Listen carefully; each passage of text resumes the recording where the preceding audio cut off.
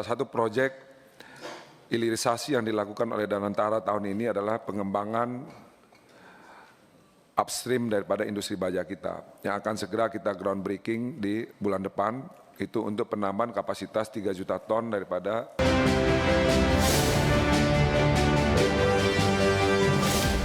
Badan Pengelola Investasi Danantara bersiap melakukan peletakan batu pertama pembangunan pabrik baja pada bulan depan dengan kapasitas produksi mencapai 3 juta ton per tahun. Penambahan kapasitas produksi baja diakui menjadi hal yang mendesak agar tidak lagi bergantung pada produk luar negeri. Badan Pengelola Investasi Danantara bersiap melakukan peletakan batu pertama pembangunan pabrik baja di sisi hulu pada bulan depan dengan kapasitas produksi mencapai 3 juta ton per tahun. Proyek ini bertujuan untuk menambah kapasitas produksi baja nasional secara signifikan. Dalam rapat kerja dengan Komisi 6 DPR RI, Chief Operating Officer BPI Danantara Doni Auskaria menyatakan pengembangan industri baja merupakan langkah strategis bagi masa depan industri nasional. Pasalnya kebutuhan baja di dalam negeri saat ini masih didominasi oleh produk impor, sehingga penambahan kapasitas produksi menjadi hal yang mendesak agar tidak lagi bergantung pada produk luar negeri. Salah satu proyek hilirisasi yang dilakukan oleh Danantara tahun ini adalah pengembangan upstream daripada industri baja kita, yang akan segera kita groundbreaking di bulan depan, itu untuk penambahan kapasitas 3 juta ton daripada baja kita.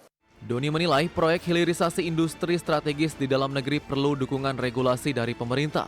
Pasalnya proteksi terhadap industri lokal sangat krusial agar investasi besar di sektor baja bisa kompetitif di pasar global maupun domestik. Jakarta, Tim Liputan IDX Channel. Anda masih bersama kami dalam IDX First Session Closing. Pemirsa, PT Dharma Henwa Tbk telah menggelontorkan 675 miliar rupiah untuk aksi pembelian kembali saham atau buyback. Hingga akhir Januari, realisasi buyback telah menyerap lebih dari 70% dari total anggaran yang disediakan. PT Dharma Henwa Tbk atau emiten berkode saham Dewa telah menggelontorkan anggaran sebesar 675 miliar rupiah untuk aksi pembelian kembali saham. Dana tersebut digunakan untuk membuyback sebanyak 1,19 miliar lembar saham. Aksi buyback dilakukan sejak 10 Desember 2025 hingga 30 Januari 2026. Alokasi tersebut telah menyerap 71,10% dari total anggaran maksimal 950 miliar rupiah. Pembelian kembali saham dilaksanakan dengan harga rata-rata Rp566 per saham. Seluruh aksi buyback dilakukan dalam 7 kali transaksi. Pada 10 Desember 2025, perseroan menyerap 372,09 juta saham dengan harga Rp430 per saham senilai Rp159,99 miliar. Selanjutnya pada 6 Januari 2026, Dewa membuyback 418,6 juta saham dengan harga Rp645 per saham senilai Rp269,99 miliar. Pada 19 Januari 2026, perseroan membeli 76,33 juta saham dengan harga Rp655 per saham senilai Rp50 miliar.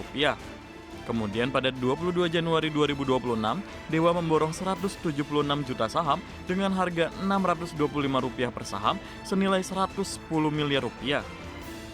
Aksi buyback dilanjutkan pada 28 Januari 2026 dengan pembelian 8,77 juta saham seharga Rp570 per saham senilai Rp5 miliar. Dan pada 29 Januari 2026, perseroan membuyback 20,57 juta saham dengan harga Rp486 per saham senilai Rp9,99 miliar. Terakhir pada 30 Januari 2026, Dewa membeli 126,12 juta saham seharga Rp555 per saham senilai Rp70 miliar.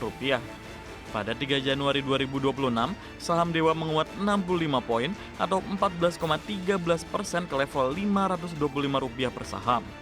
Namun sejak awal tahun, saham perseroan masih tertekan 225 poin atau 30% dari level Rp750 per saham. Tim Liputan IDX Channel.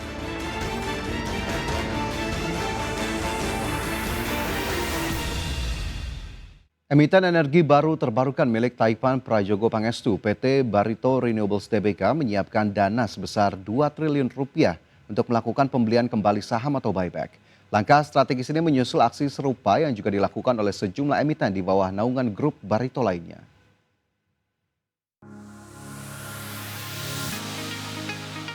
Manajemen PT Barito Renewables Tbk atau BRAND mengumumkan rencana buyback saham dengan skema tanpa rapat umum pemegang saham atau RUPS. Dana sebesar 2 triliun rupiah telah disiapkan termasuk biaya transaksi dan perantara perdagangan yang akan dikelola oleh BNI Sekuritas. Periode aksi korporasi ini dijadwalkan berlangsung selama 3 bulan ke depan, terhitung sejak 4 Februari hingga 3 Mei 2026. Manajemen menegaskan bahwa buyback ini tidak akan memberikan dampak negatif terhadap kegiatan usaha maupun arus kas perseroan. Langkah ini justru diharapkan dapat memberikan fleksibilitas untuk mencapai struktur permodalan yang lebih efisien serta menjaga stabilitas harga saham di pasar. Sebelumnya, emiten Panas Bumi ini juga pernah melakukan aksi serupa pada Maret 2025 dengan alokasi dana yang sama besar yakni 2 triliun rupiah. Adapun pengumuman ini direspon positif oleh pasar, di mana harga saham BRAND terpantau menguat 1,22% ke level Rp8.325 per saham pada Rabu siang. Langkah buyback BRAND juga dilakukan serentak dengan emiten prayogo Pangestu lainnya seperti BRPT, Chandra Asri, dan Petrindo Jaya Kreasi. Sinergi aksi korporasi di lingkungan grup Barito ini dinilai sebagai upaya konglomerasi dalam memperkuat kepercayaan investor terhadap prospek bisnis jangka panjang mereka. Berbagai sumber IDX Channel. PT Wijaya Karya Tbk melaporkan adanya permohonan penundaan kewajiban pembayaran utang atau PKPU terhadap anak usaha serta perubahan peringkat obligasi oleh lembaga pemeringkat. Meski demikian, manajemen menegaskan perkembangan tersebut tidak memberikan dampak signifikan terhadap kinerja keuangan dan operasional perseroan.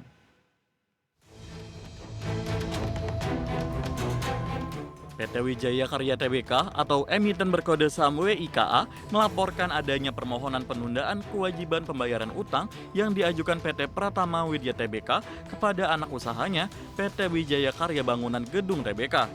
Permohonan tersebut tercatat dalam Sistem Informasi Penelusuran Perkara Pengadilan Negeri Jakarta Pusat. Sekretaris Perusahaan WIKA, Ngatamin atau Emin, menyatakan register perkara nomor 32 PDT Sus PKPU 2026 PN Niaga Jakarta PST diterbitkan pada 4 Februari 2026. Saat ini, anak usaha WIKA masih menunggu jadwal sidang serta relaas resmi dari Pengadilan Negeri Jakarta Pusat. Menurut manajemen, adanya permohonan PKPU tersebut tidak memiliki dampak yang signifikan terhadap kinerja keuangan maupun kegiatan operasional perseroan. WIKA menegaskan, aktivitas bisnis dan proyek yang sedang berjalan tetap dilaksanakan secara normal. Dalam perkembangan terkait, Pevindo menurunkan peringkat obligasi berkelanjutan dan suku WIKA menjadi IDD dan IDD Syariah. Penurunan ini dilakukan menyusul penundaan pembayaran kupon instrumen keuangan yang jatuh tempo pada 3 Februari 2026.